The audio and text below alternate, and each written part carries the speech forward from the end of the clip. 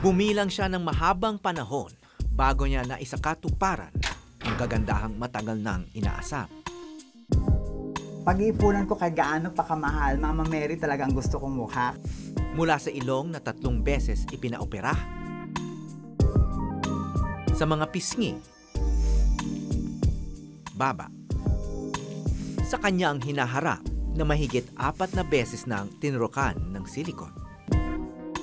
Pababa sa kanyang balakang hanggang sa mga tuhod at paa na ininiksyonan para kumorte ng tama.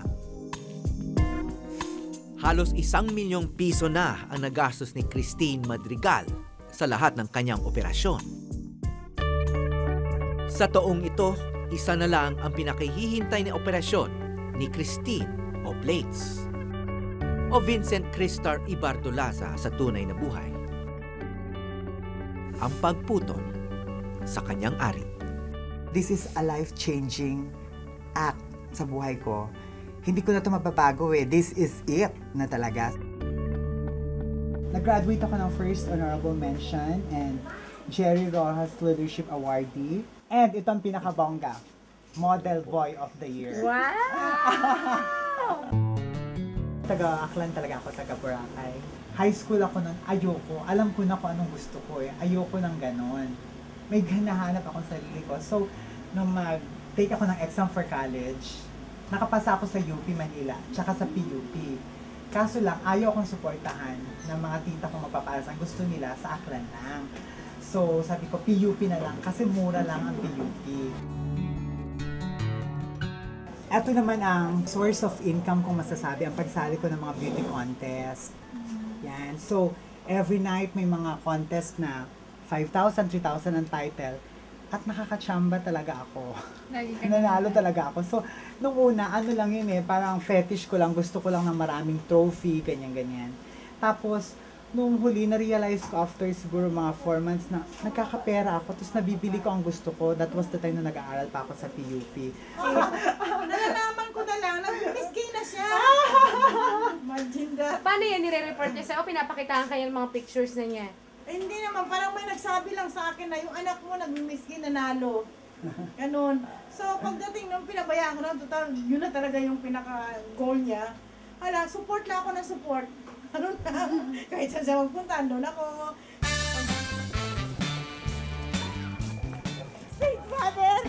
Kaarawan ngayon ni Plates at dito kitang-kita namin ang suporta sa kanya ng kanyang pamilya. Hello! Punta ka ha!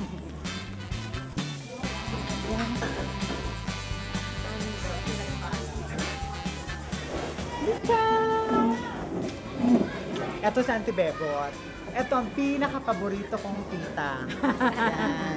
First investment ko nung una kong biyahe sa Japan. Dahil sa work sa Japan, yung parang feeling ko, let's face it, mayroon naman talagang nagkakagusto sa bading. Pero sa 10 hapon, parang 7 talaga ang may gusto ng babae ka, ganon. So, yun ang isa sa mga dahilan. At doon ko yun doon pumasok sa isip ko na pag-uwi ko magpa-opera ako. Ang pangarap na nagsimula sa Japan na pagtibay ng isang kabiguan sa Pilipinas. Ito yung boyfriend ko for 8 years. Pero last year lang kami naghiwalay. Siguro we fall out of love. Kaya sabi ko, bakit kami naghiwalay? So, di ba parang sabi ko siguro gusto niya talaga ng asawa or tumikim ng iba. Hindi ko alam. So, yun. So, sabi ko, ay nako, magpapakababae na talaga ako.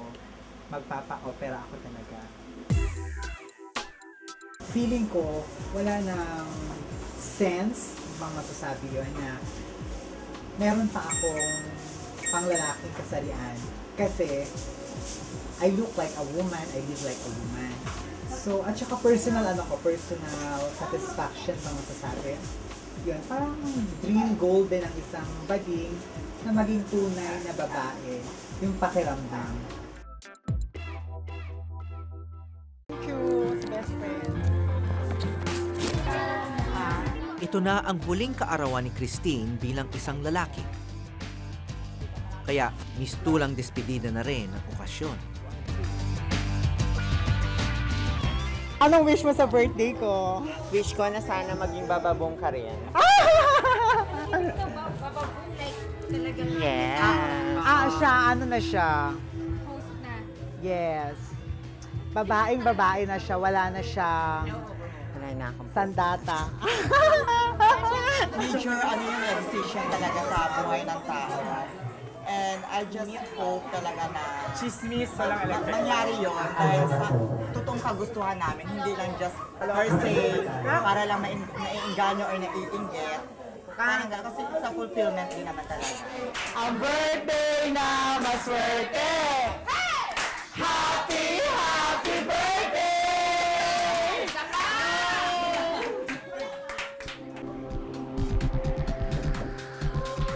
So, nagpa-opera ka na? Yeah, I had it done a year ago. It was December of last year in Thailand. It was a great experience actually. It was very, how do you call that?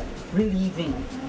Ilang oras mo lang ngayon, ito-turn over ko na po ang crown na ito para sa isang deserving winner for tonight's pageant.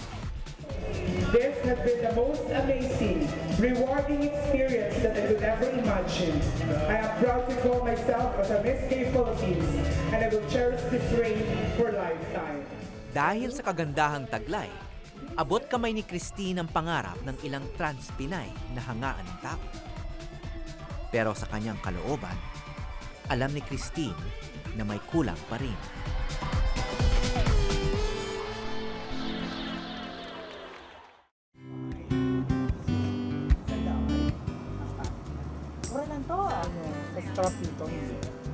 Kung sukatan at tibay ng samahan, si Noy ang una sa kanyang listahan.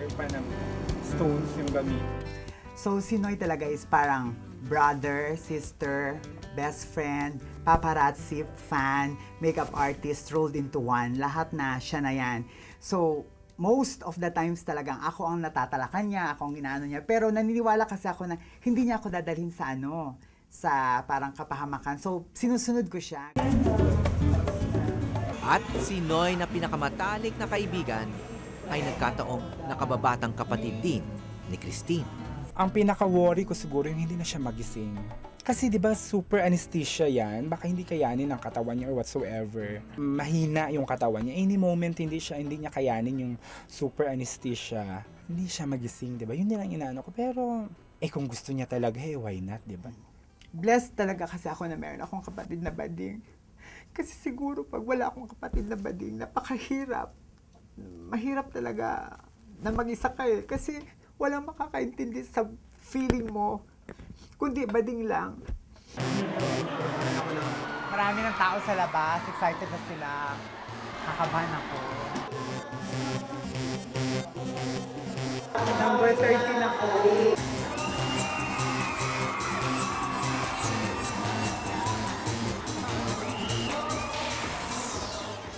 So itong physical transformation mo, saan naman to patungo?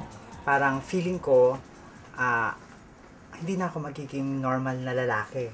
So, ano pa mga next kong i-enhance aside sa i-maintain ko na lang to? So, I plan to have sexual assignment surgery.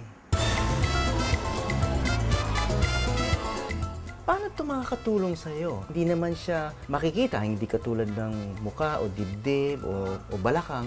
Yeah, parang yun ang pinaka-end stage, end part ng pagiging bading ko. So, gusto kong pagising isang araw, wala nang mahiwagang sandata na sa gitna ng aking mga hita. Kasi pag nag-join ako ng mga beauty contest, nagtitape pa kami ng mga packaging tape. So, talagang mahirap pang gawin. So, at least, pag talagang I am sexually operated na, okay na lahat. Ganyan. Mas mapapadali ko ang buhay ko. Nabanggit mo itong mahiwagang sandata, no? Galit ka ba dun sa sandata na yun? Hindi. It's part of my being me. Siguro kasi kung hindi naman ganon ang nangyari, siguro hindi ako ganito ka-successful. Pero ayaw mo sa kanya? Sana. Sana because kung gusto ko, di sana hindi nila ako naging bading. If I have to live again, I want to become a straight man or a straight woman. Ayokong bading. Ayoko talaga kasi mahirap talaga ang buhay ng bading.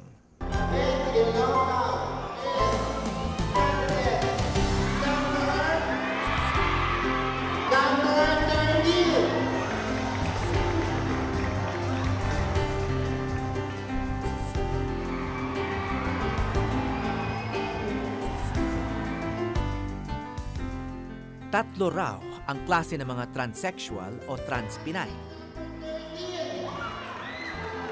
Ang pre-op o yung mga malapit ng operahan. Post-op o yung mga nagpa-opera na. At meron ding tinatawag na non-op o yung mga walang balak magpa-opera. Ay, lalo pa rin ako! Sa gabing ito, ang kasama rin ni Christine sa Miss Gay Philippines 2008 na si Barbie ang nagwagi. Hindi tulad ni Christine, operada na si Barbie. Kung tanggap ni Christine ang pagkakaroon ng ari ng lalaki, bangungot naman ito para kay Barbie. Sa akin talaga, noong time na may mali talaga. Yun yung mali eh. Yung thing. That thing dangling down there. That for me, that was a big mistake for me. This is my dress shop. 2 taon na ang nakalilipas matapos sumailalim sa sex reassignment surgery si Barbie sa Thailand. I have to be honest, I paid $6,500 for the operation. But that's times 48 that time. I also have to add additional $2,000 for the accommodations and the flights. It's a lot of money. Because of course, I did it and I had it done for the best doctor in the world. Siyempre, ganun yun eh. Pero marahil, pangarap pa rin ito hanggang ngayon kung hindi niya nakilala ang lalaking nagmahal sa kanya ng lubusan. You know, despite the expense, despite the money matters, he didn't think about that. He knew that I would be happy. So, ibinigay niya sa akin. I owe my life to him eh. Dinugtungan niya yung buhay ko. Kasi I was in the point to give up ni. Alam mo yung feeling noon? Wala na kasi parang, bakla ka na nga. Wala pang nagangyari sa buhay mo.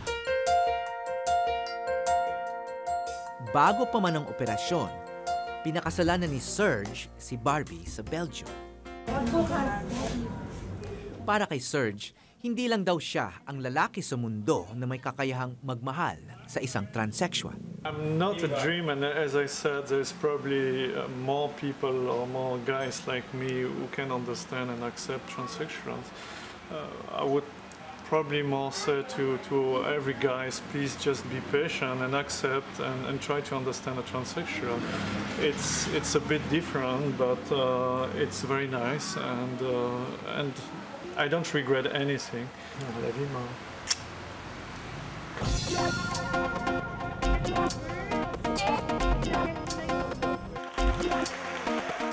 Wala pang datos kung ilan na ang mga transsexual sa Pilipinas.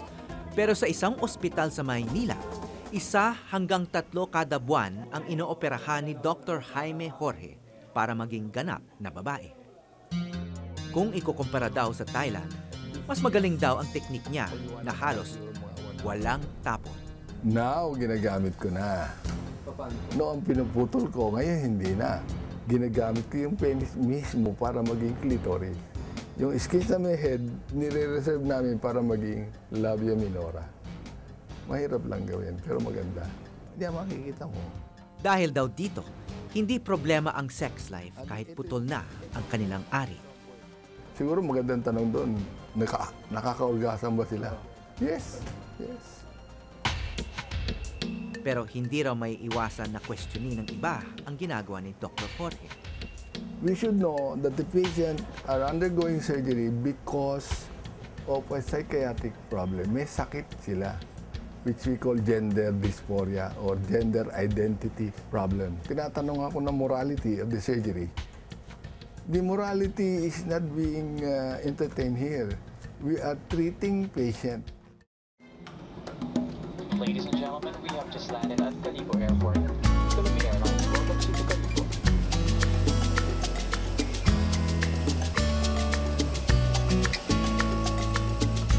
Sabi ko, pag uwi ko sa Aklan, hindi na ako yung dating bading na nakilala nyo.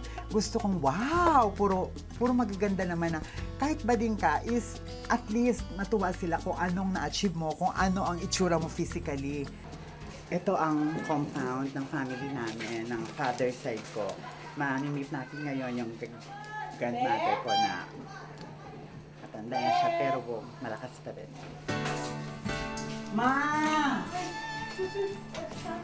Oh! Kamusta? Ano masasabi? Ano yung mamahambay nga? Lucky ako dati, mukhang naman sa bayo na ako. Ay, gwapa na taron. Okay lang? Oo. Kahit paaling ko magpaano ako, magpa-opera ako. Maalin. Magpa-opera ako, magpakabayo na ako. Okay lang? Kung ikaw ro, okay lang o hindi? Okay lang, Ron. Yay! Siya to ang pinakamaganda kong lola sa buong mundo. So kung ikaw ang bibigyan ng chance na mag-decide para sa akin, anong wag na lang. Baka magbuntis ka pa. At dumami pa ako. Hindi tulad ng ibang transsexual, nalampasan na ni Christine ang pangungutya ng kadugo. Pero sa lipunang hindi pa sila tanggap, tila wala siyang pinagkaiba sa lahat ng mga transsexual. Isabihin ko sa kanila na kung bakit hindi rin kayo manahimik sa pagputya sa aming mga bading. Because if ever na hindi ganun ang treatment nila sa amin, siguro wala na magpapa-opera, wala na magpapaganda.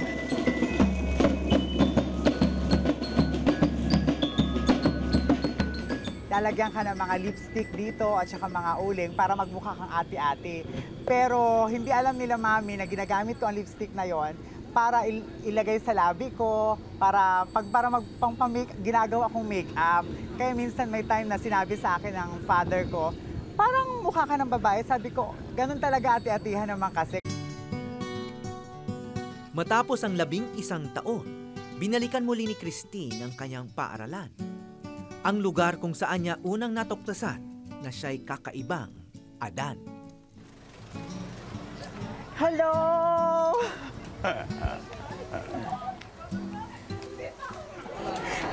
Bing! Ito ang best friend ko! Ano ba? Ano na? Ano masasabi mo sa akin? Ano ka ba? Tawa ko! Hindi ako aparisyon! O ano masasabi mo? Amazing! Amazing ba din? Sir, kumusta? Napahamak na yan! Kumusta, sir? Grabe Japon. Dati, sir, maganda na ako. Oh, dati yung classmate no nag-disassemble ng mga engine. Engine. Ikaw nag-colorite. Nag-makeup. Nag-makeup.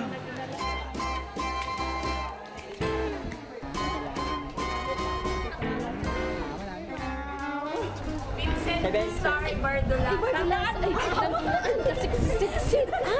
Kumusta, ma'am? Teacher ko siya sa teacher ko siya sa sa PE first year high school. Ay, magaling ito sa klase. Magaling ito. Oo. Inaasahan ito, lahat ng mga activities. Ito ang palaging stariray. Ito yung promoter ng aming mga muses. Ngayon, siya na yung muse. May mga estudyante ka ba ngayon, ma'am? May mga estudyante ka ba ngayon ng mga ito, mga HR. Mga bading-ding din. Meron! Percival! Hindi ka nga dito. 11 years ago, eto pa lang ako. Di ba, ma'am? Parang ganito lang ako. Slim. Nag-aahit na ba ako ng kilay noon? Inosente pa yun noon eh. Inosente pa. Ay, buti nga ngayon may mga ganyan. Di ba dati bawal ba yan? Bakit ngayon pwede na yung maganyan? Pwede rin. Bawal, pero pwede may shades naman. Oh.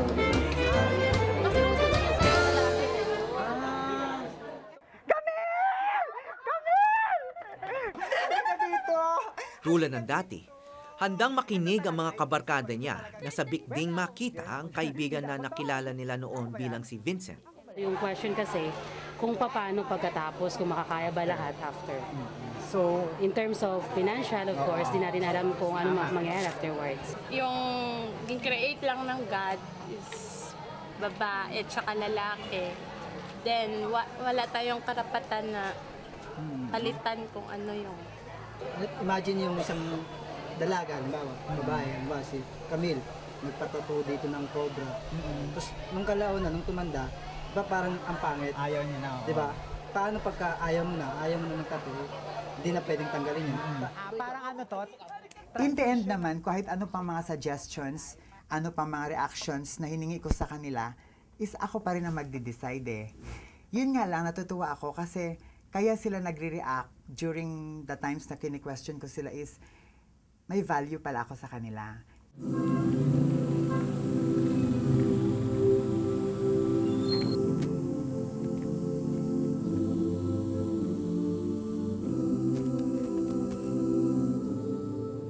Sa pagbabalik ni Christine sa Aklan, pinakamahalaga ang pagbisita niya sa puntod ng kanyang ama. Ano si Daddy car commander siya nung college at saka high school. Ibig sabihin talagang dapat lalaki, pero nalaman niyang bakla ako, hindi niya ako pinagalitan, hindi niya ako sinaktan. Balik na ako Manila, Dad. Tsaka sana magbigay ka ng sign as soon as possible, okay?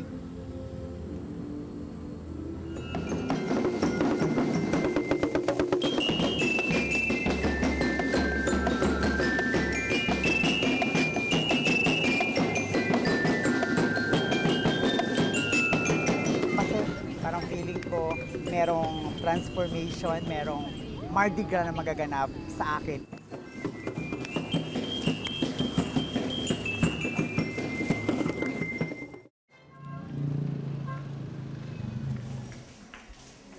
Dahil hindi mapigilan ang utos ng puso, itinuloy ni Christine ang kanyang balak.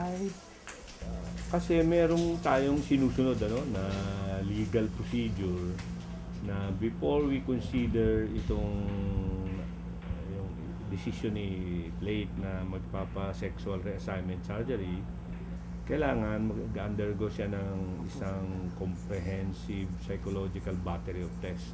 Hindi, kasi nga, that is the need for the psychological battery. Yes, that's what I'm hearing. Kasi hindi siya choice na to help you to augment your finances. But it is really innate. That would be the best ng our SRS. Kaya sabi ko, this will be the major decision making of my life. The make or break of my life.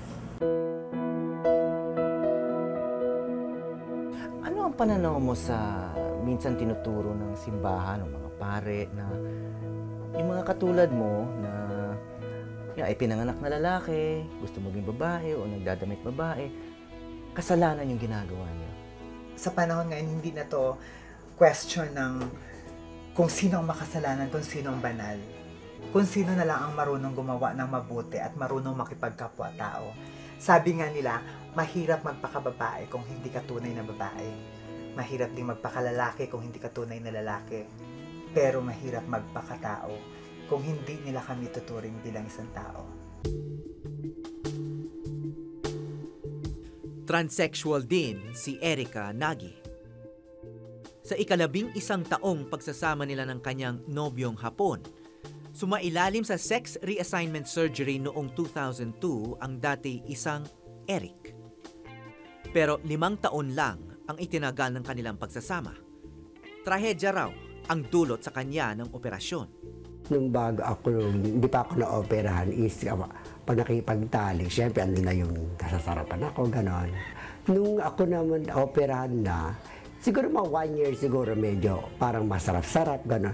Nung tumatagal, parang wala nang sarap. Sabi sa akin ng doktor is, may pakiramdam, ganon. Meron pakiramdam kasi nagagalaw, pero hindi naman yung sinasabing pakiramdam is yung masarap. Hindi ako nasarapan, hindi ako na lilibugan, ganon ang dating. Yung nga, mas masaya nga ako nang meron kaysa sa wala. Ang pinakamasaklap daw kung kailan siya nagpaputol ng ari, saka naman siya iniwan. Tuwing nag-sex kami, nasasarapan din ako nung benot. Parang naiaan din ako sa kanya, nahihiya kasi meron akong ganon, ganyan. Baka mamaya maghanap siya ng iba, ganon. Ang nangyari, nagpa-opera pa ako, lalo siya naghanap ng iba. Ano ba yun? Talaga ang lalaki siya, hanapin ang tunay na babae. Kaya may babala si Erica sa mga transsexual na pinag-iisipang magpa-opera. Para sa akin is, bago nila gawin ang magpa-transfer, isipin muna ng maigi kung talagang tama ang magpa-sex transplant. Kasi hindi nila alam sa bandang huli, baka mamaya isipin nila, ay ganun pala yung sa umpisa lang pala, ganun, na basta nasa huli ang pagsisisi.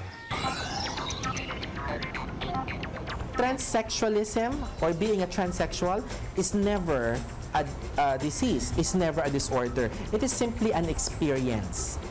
Just like how all other women are. Just like how all other men are. Ang kauna-unahang pag-aaral tungkol sa transsexualism sa Pilipinas ay sinimula ni Brenda Alegre na isa ring transsexual at miyembro ng Society of Transsexual Women of the Philippines o STRAP. Hindi raw kailangang ipaputol ang ari para maging ganap na babae. Reality is, not all transgenders undergo surgery. Kung sinabi niya na, kung naniniwala siyang babae siya, independent of surgery, naniniwala siya na sa karanasan niya, babae siya, then transgender siya or trans-Pinay siya. Kulang na kulang daw ang kaalaman ng mga Pilipino tungkol sa mga transsexual. Not all transgenders go to Thailand or Japan. It so happened na because of the lack of opportunity, many very, very talented and creative transgenders chose to become entertainers. It's great to be an entertainer, but it's also possible that they became entertainers by accident because they were not anymore hired in other types of jobs that they want. They would want to be nurses, but they could not even finish nursing school kasi bawal sa nursing school ang mahabang buhok. If on your school records, lalaki ka, you cannot even wear the female nursing uniform if on your school records, lalaki ka. Matapos ang halos 9 na buwang pagsubaybay namin kay Christine, dumating din ang araw ng paghuhusga. Yung result po ng series of tests na ginawa ko, yung result po is negative for GID. It turned out na hindi niya na-satisfy yung criteria for a gender identity disorder. From the history alone, from my interview, and plus the battery of psychological test results, hindi niya na-complyan. So what does it mean? Ibig sabihin, we cannot recommend him for sex or reassignment surgery. Imagine, this is an irreversible procedure. If eventually you'll find out na ayaw mo pala yung ganong predicament, there are many possibilities na pwedeng mangyari. In the literature, meron nagkukommit na suicide. Dahil dito? At meron iba nagbe-breakdown. Sa tingin niyo po ba, si Plates ba ay galit sa kanyang ari? Wala tayong nakuhang gano'n. Tapos, meron siyang feeling na pleasurable when he's doing the usual homosexual act, which mga GID cases hindi nila na-experience. It depends on the person. Since the genitals are there, why not make use of it? Total, yun ang paglalabasan ng seminal fluid which represents orgasm, Orgasm is, it's not just a biological experience, no? It is a psychological experience as well. Time will come na ma-achieve ko yung dream ko na yan. But it doesn't mean na hindi ko natanggap or na-achieve yung dream ko ngayon. This will stop me dreaming. Hindi. Pagkakaiba-iba, lahat tayo'y may kanya-kanyang paniniwala. May kanya-kanyang paninindigan. At may kanya-kanyang pangarap na nais matupad at handang ipaglaban. Tanggap na ni Christine na mananatili na munang pangarap ang pagpapaopera niya. Pero ang pangarap niyang maging bukas ang puso at isipan ng lahat sa mga kagaya niyang trans-Pinay, sana raw ay magkatotoo na. Ako po si Howie Severino at ito ang Eyewitness.